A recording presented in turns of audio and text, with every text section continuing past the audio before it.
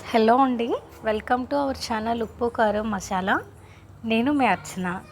ముందుగా మీకు మీ కుటుంబ సభ్యులందరికీ శ్రీరామనవమి శుభాకాంక్షలు అండి. ఈరోజు మనం పూజకు కావాల్సిన ప్రసాదం రెడీ చేసుకుందాం అండి. పానకం రెడీ చేసుకుందాం అండి. పానకానికి కావాల్సిన ఇంగ్రీడియంట్స్ వాటరు, బెల్లం, మిరియాలు, యాలకులు, తులసి అండి.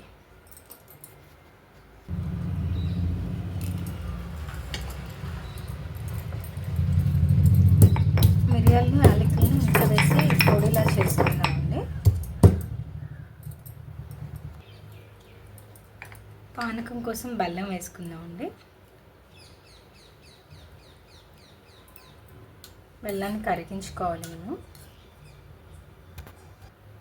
బెల్లం కరిగిపోయిందండి. మనం ముందుగా దంచి పెట్టుకున్న యాలకులు, మిరియాల పొడి వేసుకుందాం.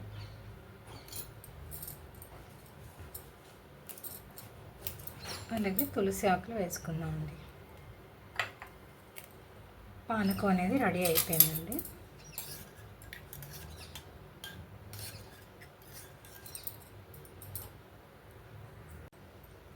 చలివిడి కోసం గ్లాస్ బియ్యాన్ని తీసుకున్నానండి. దీన్ని కూడా మనం బియ్యాన్ని 1 గంట నానబెట్టుకోవాలండి. తడి బియ్యంతో చేయాలనుకుంటే, ఒకవేళ లేదు మీరు పొడి బియ్యం పిండితో చేస్తాను అంటే డైరెక్ట్గా మిల్లు పట్టించిన పిండితో చేసుకోవచ్చండి. పెట్టుకున్న బియ్యాన్ని 1-2 సార్లు కడిగి నీళ్ళంతా వాట్ చేయాలండి. ఒక కన్నాల గిన్నెలో వేసుకుంటే సరిపోతుంది. లేదు మీరు ఎక్కువ క్వాంటిటీలో చేస్తున్నారు అంటే నీళ్ళంతా వంపేసిన తర్వాత ఒక క్లాత్ మీద ఒక అరగంట సేపు ఆరబెట్టుకోవాలండి. నేనైతే ఇలా స్ట్రైనర్లో వేసుకున్నాను కాబట్టి దీన్ని ఒక 20 నిమిషాలు పక్కన వదిలేస్తే సరిపోతుందండి. తడి అంతా ఆరిపోతుంది. ఈ తడి ఆరిన వెంటనే మనం మిక్సీ జార్లో వేసుకుందాం. బియ్యం తడి ఆరిపోయిందండి. వీటిని మనం మిక్సీ జార్లోకి తీసుకుందాం. మిక్సీ జార్లో వేసామండి. పిండి రెడీ అయిపోయింది. దీన్ని మనం జల్లించి తీసుకోవాలండి.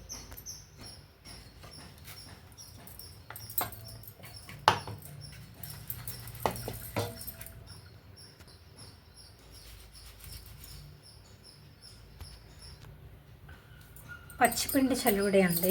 ప్రసాదాలకు ఎక్కువ మనం ఉపయోగించేది పచ్చిపిండి చలివిడే కదా. నార్మల్గా దీనిలో బెల్లం పొడి కానీ మామూలు బెల్లం కానీ ఉంటే కలిపేసి, ఇది కొంచెం గడ్డ బెల్లం అండి. ఇది కొంచెం ఫాస్ట్గా కరగదనమాట. అందుకోసం నేను తక్కువ నీళ్ళల్లో ఈ బెల్లాన్ని వేసి కరిగించుకొని ఆ నీళ్ళతో కలుపుతాను.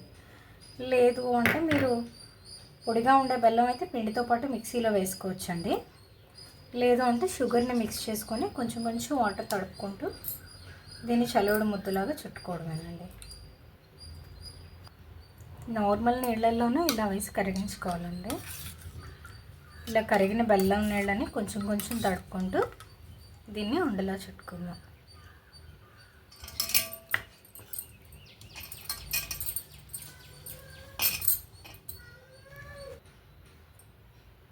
పచ్చిపిండి బెల్లం చలివిడండి. ఈ చలివిడి నేను పచ్చి కొబ్బరి, జీడిపప్పుతో గార్నిష్ చేసుకున్నాను అండి.